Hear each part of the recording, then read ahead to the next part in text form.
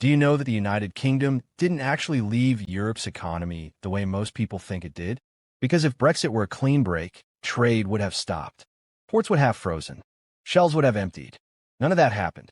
Instead, Britain experienced something far more confusing and far more important.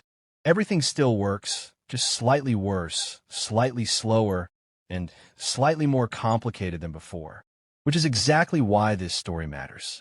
Brexit is often discussed as a political drama: sovereignty, borders, control, identity. But beneath those headlines, a quieter story unfolded. One written in custom software, compliance manuals, shipping routes, and business decisions that never made the evening news. This is not a story about winners and losers shouting across television studios. It's about friction, and how even small amounts of it can reshape an economy. If you live in the UK, this affects your prices, your job market, and your long-term growth, whether you notice it or not. If you live in the US or Europe, it's a case study in what happens when a deeply integrated economy partially disconnects from its biggest trading partner. And if you're watching from emerging markets, Brexit is a real-world experiment in how trade power, not just trade freedom, determines outcomes. Tonight, we're not here to relitigate the referendum. We're here to examine what quietly changed after the votes were counted. And yes, we'll do it without shouting, without panic, and with just enough humor to keep this from feeling like an economics lecture you didn't sign up for. If you enjoy learning how the global economy actually works beneath the slogans, consider subscribe. The trade system Britain took for granted. Before Brexit, the UK operated inside one of the most sophisticated trade ecosystems ever built, and most people barely noticed it. That's the sign of a successful system. For decades, Britain's trade with Europe functioned less like international commerce and more like domestic logistics. Goods crossed borders without stopping. Regulations were shared. Standards were aligned. Supply chains were designed for speed, not survival. A car assembled in the Midlands might contain parts that crossed the channel multiple times before final assembly. Food arrived just in time, not because Britain lacked storage, but because speed was cheaper than redundancy. Trade paperwork existed mostly as an abstract concept, something handled by someone else, somewhere far away. This wasn't accidental. EU membership meant British trade policy was no longer purely national. It was continental. Rules were standardized, disputes resolved collectively, and market access assumed rather than negotiated. Here's the overlooked part. This system didn't just benefit exporters. It shaped the entire economy. Firms invested assuming frictionless access. Logistics networks were optimized for zero delays. Business models were built on predictability. In other words, the UK didn't merely trade with Europe, it traded as part of Europe. That distinction matters, because leaving such a system isn't like canceling a subscription. It's like removing plumbing from a building that still looks intact from the outside. The benefits were uneven, of course. Large firms gained scale. Small firms gained simplicity. Consumers gained variety and price competition. And over time, everyone stopped noticing the system entirely, which is always dangerous, because systems you don't see are the ones you underestimate. Brexit didn't destroy this structure overnight, but it removed its invisibility. And once friction appears, it doesn't need to be dramatic to be powerful. All it needs to do is exist. And that brings us to what surprised almost everyone. Exit without collapse. When Brexit finally arrived, the world braced for impact. Markets didn't crash. Ports didn't seize up permanently. Supermarkets didn't descend into chaos. And that created a dangerous misunderstanding, because many people interpreted survival as proof of success. In reality, economic systems rarely fail loudly. They adjust quietly. Trade volumes held up better than expected, but volumes are blunt instruments. They tell you how much moved, not who stopped moving, how it moved, or at what cost. Businesses adapted. They rerouted. They absorbed costs. They delayed shipments. They hired compliance officers. They changed suppliers. And sometimes, they simply stopped exporting to Europe altogether. None of this makes headlines. From the outside, trade looked stable. From the inside, it felt heavier. Here's the key contradiction. Brexit didn't reduce trade overnight. It reduced ease. And ease is what makes growth scalable. Think of it like this. You can still run while carrying a backpack. You just won't run as fast or as long as before. Large firms handled the weight. They had teams, lawyers, and balance sheets. Smaller firms did the math and quietly stepped back. This is why the absence of collapse was misleading. The real impact was selective pressure. Brexit acted like a filter. Not every business failed, but not every business survived either. And because the exits were silent, the transformation went largely unnoticed. Which leads us to the most underestimated word in post-Brexit trade. 3. When friction became the new normal. Before Brexit, UK-EU trade was defined by what didn't happen. No customs declarations, no origin checks, no regulatory duplication. After Brexit, all of that arrived, politely, legally, and relentlessly. Customs forms became mandatory. Rules of origin checks determined whether goods qualified for tariff-free access. Regulatory compliance became a recurring cost, not a one-time hurdle.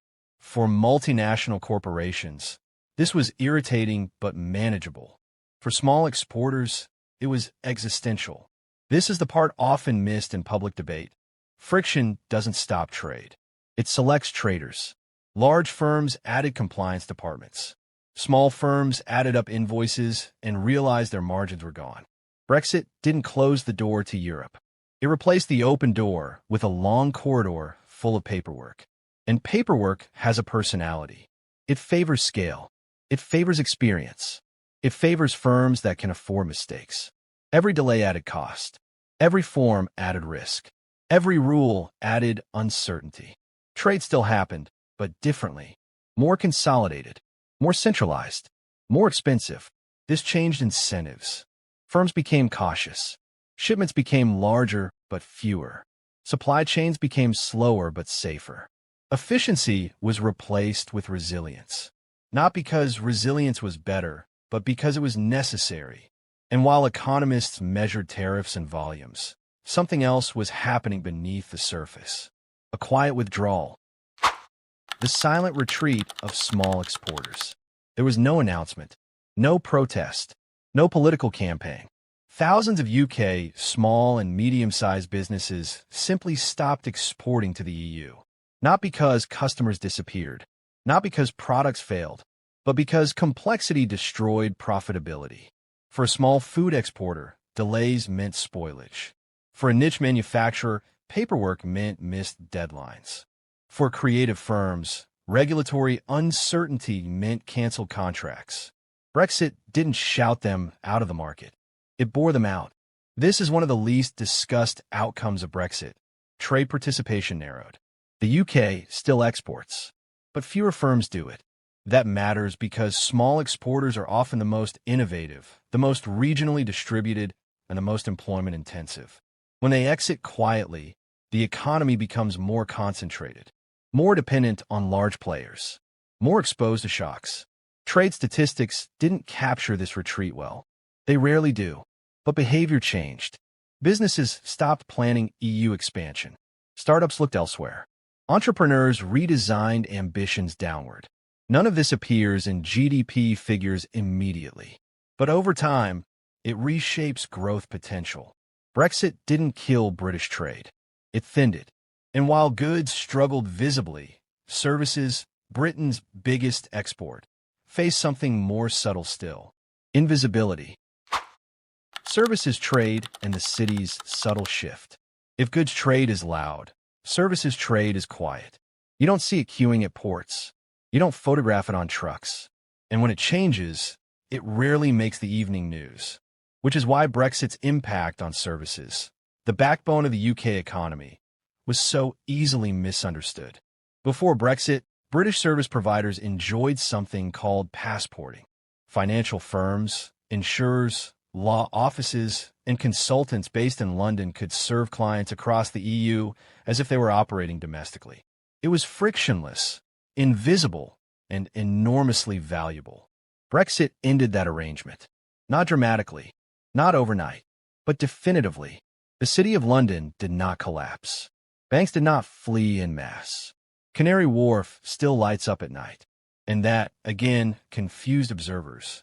Because what actually happened was fragmentation.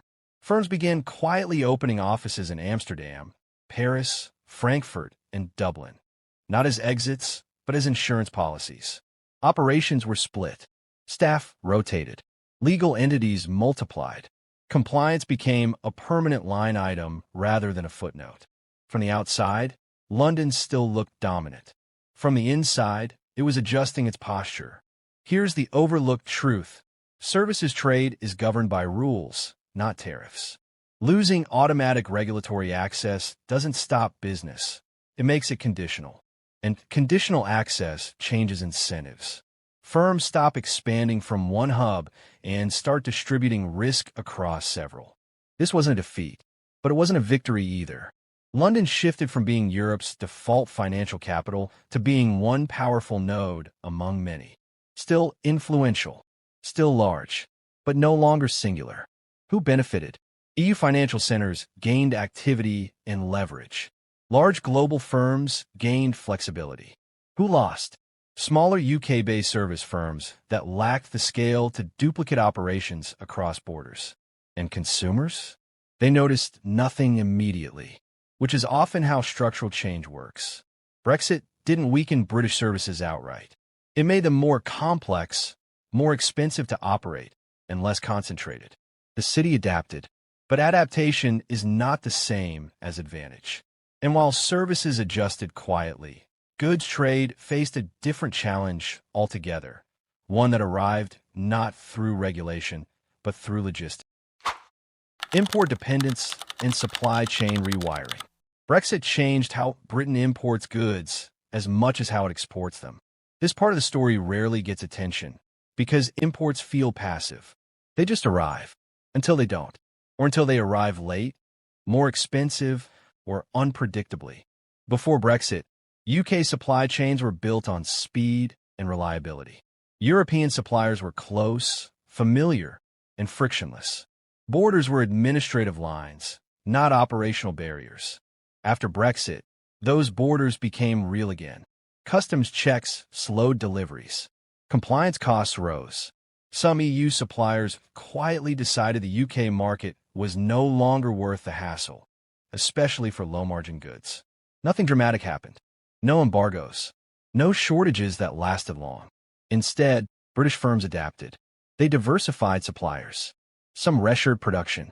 Others looked farther afield, to Turkey, Asia, or emerging markets. The logic wasn't always cost efficiency. It was risk management. Brexit pushed British supply chains away from optimization and toward resilience. This matters more than it sounds. Efficient supply chains are cheap, but fragile. Resilient supply chains are stable, but expensive. Post-Brexit, Britain slowly accepted higher costs in exchange for fewer surprises. Who benefited? Domestic producers gained modest opportunities. Non-EU suppliers gained new entry points. Who lost? Consumers absorbed higher prices. Firms absorbed thinner margins. And something else changed: planning behavior. Businesses began holding more inventory. They redesigned logistics routes. They treated the channel not as a bridge, but as a variable. None of this is ideological. It's operational. Brexit didn't force the UK to deglobalize. It nudged it toward redundancy. And redundancy, while sensible, is never free. This quiet rewiring of imports reshaped Britain's economic posture. It became less European by default.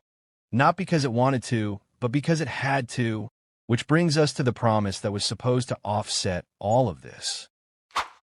Global Britain meets global reality. Brexit was sold as a reopening to the world. Outside the EU, Britain would strike bold trade deals. It would move faster, think bigger, act independently. And technically that happened. The UK negotiated new trade agreements with Japan, Australia, and joined the CPTPP. Flags were waved. Documents were signed. Announcements were made. But here's the uncomfortable truth. Trade freedom is not the same as trade power.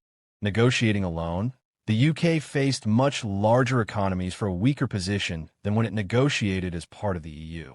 Market size matters. Leverage matters. And the ability to say no matters most of all. Many post-Brexit trade deals largely replicated existing EU arrangements. They preserved access rather than expanding it. Gains were marginal. Symbolism was significant. Who benefited? Some exporters gained niche advantages. Strategic flexibility improved. Who lost? Expectations. The idea that Britain could replace EU trade with distant markets underestimated gravity. Trade still prefers proximity. Distance adds cost. Time adds risk. Cultural and regulatory differences add friction. Emerging markets watched closely.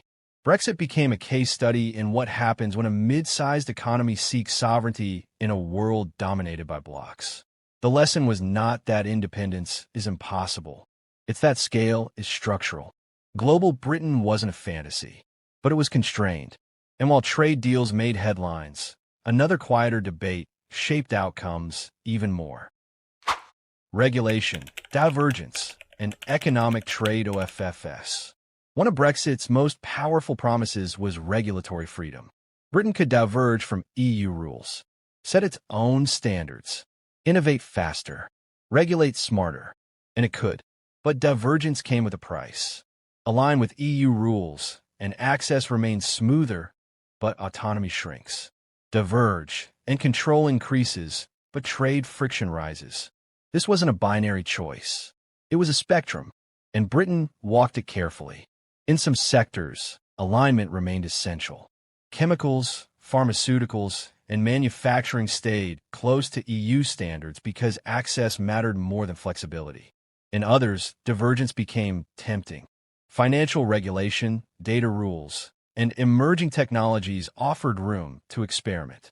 But experimentation in regulation is slow, cautious, and rarely dramatic, because businesses hate uncertainty more than they love innovation. So Britain adopted a hybrid approach, selective divergence layered on broad alignment. This pleased no one fully, but avoided chaos. Who benefited? Policymakers gained flexibility. Some sectors gained room to maneuver. Who lost? Firms operating across borders faced complexity. Compliance costs rose. Here's the overlooked truth. Regulation is trade policy. Brexit didn't just redraw borders. It reintroduced choice, and choice creates variation. Variation creates friction. Friction reshapes behavior. And that brings us to the most surprising case of all. A place that didn't choose divergence at all. Northern Ireland and the geography of advantage. If Brexit were a laboratory experiment, Northern Ireland would be the result nobody predicted, but everyone now studies. Politically, it is part of the United Kingdom. Economically, it remains aligned with key elements of the European Union's single market for goods. This arrangement was not designed to create advantage. It was designed to avoid conflict. A hard border on the island of Ireland was politically unacceptable, economically disruptive, and historically dangerous.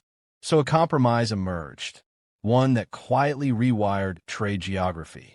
Northern Ireland effectively gained access to two markets. Goods produced there can move freely into the EU and into Great Britain. For businesses, this is not ideology. It is arithmetic. Investment noticed. Firms that once saw Northern Ireland as peripheral began to see it as strategically central. Warehouses, distribution centers, and manufacturing sites became more attractive precisely because of regulatory alignment. While much of Britain dealt with new trade frictions, Northern Ireland quietly bypassed them. This created an uncomfortable paradox.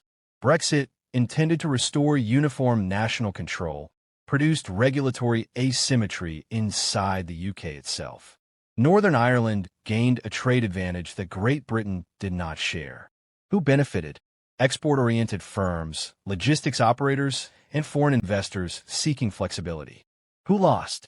Political narratives that promise simplicity. This arrangement exposed a deeper truth. Trade follows rules, not flags. Market access matters more than sovereignty. And alignment, however unfashionable, can be economically powerful. Public debate often framed the Northern Ireland Protocol as a constitutional problem. Economically, It was something else entirely, a demonstration of how deeply integrated trade systems reward conformity and punish separation. The lesson was not subtle. If you want frictionless trade, you must accept shared rules. If you reject shared rules, you accept friction. Northern Ireland showed that clearly, not through speeches, but through investment flows. And that realization brings us to the final chapter, the one that ties everything together, not with numbers, but with behavior. The quiet legacy of Brexit on UK trade. Brexit's most lasting impact on UK trade may never appear in a headline or graph. It lives in decisions. Businesses plan differently now. They assume friction. They price in uncertainty. They design supply chains for resilience, not elegance. They hesitate where they once expanded. Trade still happens, but happens more cautiously. This is the quiet legacy of Brexit. Not collapse, not triumph, complexity. The UK continues to trade heavily with the EU, but not effortlessly. It trades globally, but not with unlimited leverage. It regulates independently, but not without cost. None of this is catastrophic. None of it is magical either. The real shift is psychological. Brexit taught firms that political decisions can alter economic rules abruptly. And once that lesson is learned, it doesn't fade. Investment becomes more selective. Growth becomes more incremental. Risk becomes something to manage rather than ignore. Who benefits from this world? Large, diversified firms with scale, legal teams, and flexibility. Who struggles? Smaller firms, regional exporters, and businesses built on simplicity. Globally, the implications ripple outward. Europe learned that integration is powerful but fragile. The United States observed that scale remains its greatest advantage. Emerging economies saw that sovereignty without leverage offers limited protection. Brexit did not end globalization. It exposed how it actually works. Trade is not about freedom alone. It is about structure. And Britain now operates in a world where structure must be rebuilt manually, deal by deal, rule by rule, border by border. The final irony is this. Brexit was meant to simplify governance. Instead, it complicated economics. And that complexity is not temporary. It is structural. The UK did not fall, but did change shape. Quietly, permanently, incrementally. Which is why the Brexit trade story is still misunderstood. It was never about rupture. It was about friction. And friction, once introduced, rarely disappears. If this kind of analysis helps you see the global economy more clearly, consider subscribing. No shouting, no panic, just careful thinking. And if you've watched this far, you already understand something most debates missed. The biggest changes are usually the quiet ones.